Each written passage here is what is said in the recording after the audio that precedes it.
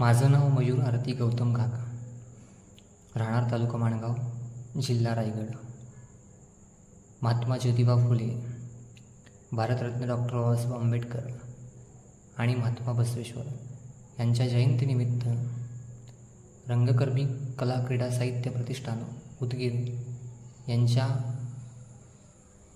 वतीने ऑनलाईन वक्तृत्व स्पर्धा आयोजित केली गेलेली आहे. तर माझा विषय आहे डॉक्टर बाबासाहेब आंबेडकर.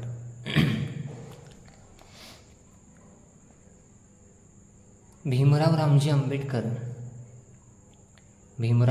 आंबेडकर ते डॉक्टर बाबासाहेब आंबेडकर, खूप मोठा आणि विलक्षण असा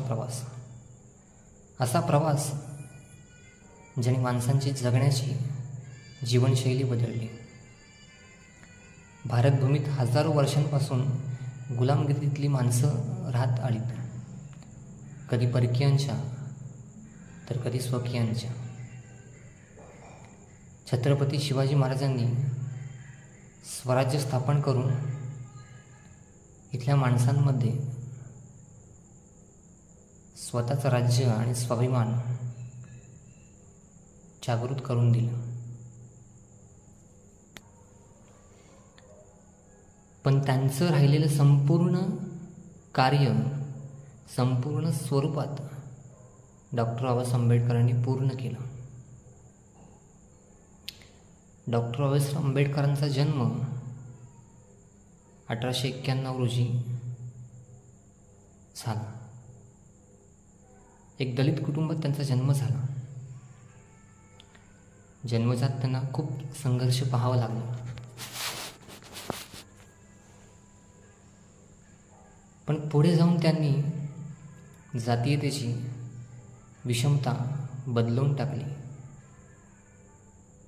भारतीय संविधान लिहिलं, भारतीय समाजाला एक लोकशाही जीवनशैली दिली.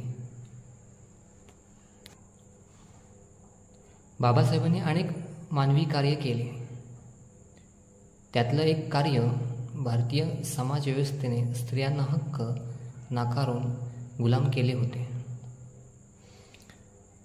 त्या जखडबंद स्त्रियांना संविधानाने प्रगतीचे आकाश खुले केले.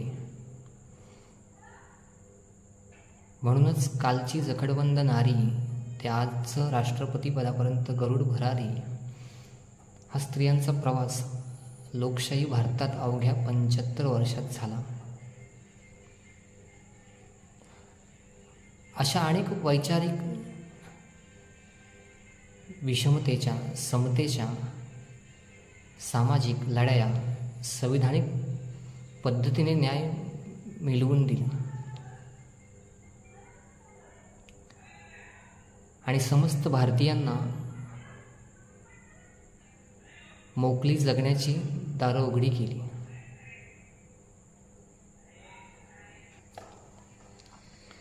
पण आज समाजात असं एक वातावरण निर्माण आहे की बाबासाहेब हे फक्त एका विशिष्ट समाजासाठी, एका वर्गासाठी त्यांनी काम केलं, त्यांच्यापुरतंच त्यांचं एक अस्तित्व असं मर्यादित ठेवलं गेलं आहे. असं प्रत्येक महापुरुषाचं कार्य प्रत्येकाने असं वाटून घेतलेलं आहे. पण आज इथल्या नव्या पिढीला आणि समाजाला बाबासाहेब समजून घेण्याचं खरंच गरज आहे. कारण बाबासाहेब समजून घेतले तर भारतीय संविधान समजून घेता येईल. कारण भारतीय संविधान हे आपण समजून घेतलं तर आपलं हक्क, आपलं या लोकशाहीतलं अस्तित्व, महत्त्वच आपल्याला समजेल.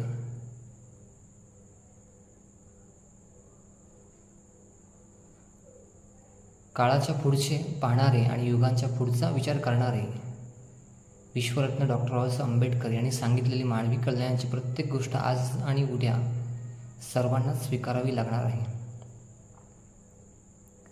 माझं एक नेहमीच म्हणणं असतं, ज्याला जगाने स्वीकारलं त्याला कोणा एकाच्या नकाराने फरक पडत नाही. एवढं बोलून मी माझे 2 शब्द संपवतो. जय हिंद आणि जय भीम.